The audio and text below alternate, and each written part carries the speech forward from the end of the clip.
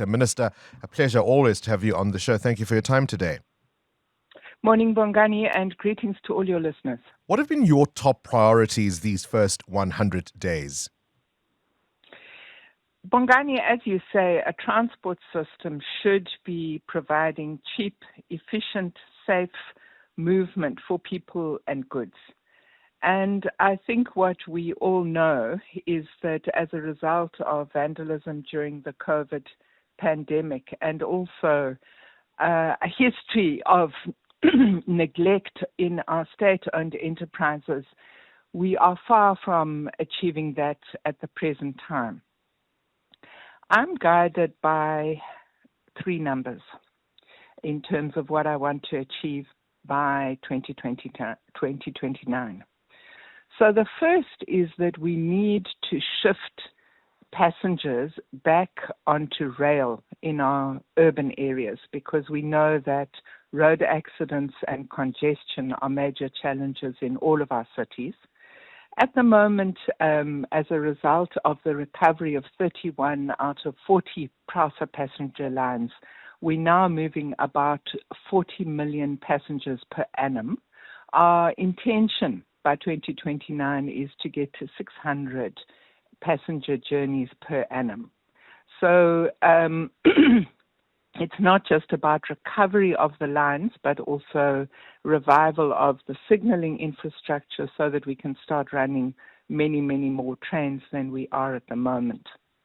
With regard to freight and our ports, and this is a really important issue because South Africa remains a major mineral exporting country. This is very important for our foreign exchange earnings and also for our tax revenue. The intention is to move 250 million tons of freight on our rail corridors. At the moment, we're moving 149. And in our ports, we want to get up to between 25 and 30 crane moves per hour. That's the international benchmark. At the moment, we are doing on average somewhere in the region of about 15, sometimes 20 crane moves an hour. So these figures, if we were to achieve them, would take us much closer to this whole concept of a cheap, efficient and safe public transport system for people and goods. You've mentioned PRASA. I mean, there's some encouraging news there, back to operating 80% of its lines, and they're also saying there's improved security. But one of the things that we saw, along with the decimation of the railway lines, was the many stations that looked like something out of an apocalyptic movie. Indeed. And I can report that we've recovered 300 stations on our priority lines at huge expense. Those stations were severely vandalized, and in the inspections that I've done of our recovery program, it's actually been shocking to see what was left of those stations after the COVID pandemic. SAA saying it's debt-free, but many will be questioning where are the financial statements? Yes. I inherited a backlog in the audited financial statements. I think the backlog went back 4 or 5 years. What I can report is that we are up to date up until the end of the 22-23 financial year. All of those statements have been submitted to the Auditor General. We are now working on the 23-24 financial year, and the intention is to submit in February. I think that the board and the acting CEO have done an amazing job in this regard. It's obviously still very difficult territory because, in order to get an unqualified audit, you have to have proof of your opening balances. And this remains a very, very challenging issue going back into the late 2018-19. It's going to be crucial in terms of getting that capital injection you spoke about. I mean, no investor, no loan is going to be offered to the airline without those statements. Yes, I mean, obviously any potential equity partner wants to see the balance sheets. And I think SAA understands that, and they understand that they need to hurry up. But obviously, those balance sheets must have integrity, and that's going to take a little bit more time. How concerned are you about the woes at the air traffic navigation services? The Civil Aviation Authority was warning about at least a year ago that due processes were not being followed at ATNS. How concerned are you, and is it time for an investigation? Bongani, I'm very concerned about that, and I meet every 2 weeks with the industry and with ATNS. I spend an enormous amount of time on the phone to the chair of the board. I inherited a situation in which our 320 air traffic navigation procedures had not been reviewed for 10 years. And this is a requirement that they should be reviewed every 5 years by the Civil Aviation Authority. We have a 6-month exemption for certain of what we call the in-flight procedures. We've now submitted 23 priority procedures to the Civil Aviation Authority for verification and approval. And traveling passengers would be extremely irritated by what's been going on at George, King Paulo, which is East London, and David Stuurman, which is PE, where when we have bad weather, we have flight delays and sometimes total flight cancellations. And it's those priority procedures that we've been working on so that we have authorized procedures for both runways in the event of bad weather. So a big issue and something that I'm focused on an ongoing basis. Will you investigate how we got here? Look, there's been a document that is circulated all over social media. It's a letter that was written to myself and the Public Protector. We have been in touch with the Public Protector's office. The Public Protector is doing the investigation. We will cooperate fully. We don't think it's a good idea to have parallel investigations in this situation.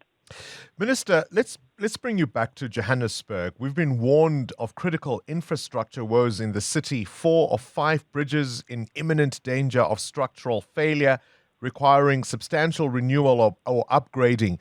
What role does the national department play in a scenario and situation like that? Well, Johannesburg has its own roads agency, and I think that roads agency, if it felt it was important and appropriate, can call on either the Department of Transport or SANRAL to assist. To the best of my knowledge, they haven't done that at this stage. But SANRAL obviously has significant engineering experience, and were we called on to assist, we could then look at what could be done in that regard. And you only can intervene if called upon to assist? Well, transport is one of these functions that spreads across municipal, provincial, and national government. Roads and the related infrastructure are assigned to a particular level of government and are owned by that level of government. So if the owners require assistance, they would need to tell us. Just yesterday, many of our listeners were talking about the menace of the taxi industry against other motorists, including now the new practice of, in inverted commas, fining any motorist who may give a lift even to passengers they know. We know that the largest bus operator in the country, Intercape, has had run-ins with the taxi industry, but many of those issues remain unresolved. And it feels that the taxi industry is a law unto itself. Can you play a role there? Yes, obviously traffic management is a function that cuts again across all 3 spheres of government. and the registration of taxi drivers and permitting rests with our provincial government. Obviously, we at national level look at policy questions and regulatory questions. I think that one of the issues that I am concerned about is the economics of the industry itself. Now, you might say that's a very strange thing to be focused on in the context of the problem you're raising. But what we have is a situation where, because of fuel increases and also because of the very high interest rates the industry pays on repayment of vehicles, we are facing an increasing situation where, for operators and drivers, the operation is not financially viable in the absence of what I can call high-risk behavior. So drivers are racing to fit in an extra trip because they want those extra fares so that they can take home something at the end of the day. I think we've got to be looking at how the economics of this industry operates, and particularly, government has a pool of money that we use on the so-called scrapping allowance. I was saying to the portfolio committee when we met with them on Tuesday on this matter, that perhaps we've got to look at shifting that allowance in consultation with the industry itself into de-risking repayment on vehicles, so that we don't have a situation where a driver is making about 16,000 Rand a month, but they're paying anywhere between 20 and 26 in repayment for vehicles before they're paying for fuel. So I think that regulation and better enforcement of regulation, and this is where I'm having a conversation with provinces, that we need to have patrolling of traffic 24/7, not just during the day. Because we know that the majority of major accidents and fatal accidents happen at night and on weekends. So better enforcement is something that we are trying to push with the provinces. But as I say, I think the root of this problem is an economic problem, and we want to give attention to that matter. Minister of Transport, Barbara Greecy. Current events, developing stories, tough questions. Your voice making a difference. This is Breakfast with Bongani Bingwa.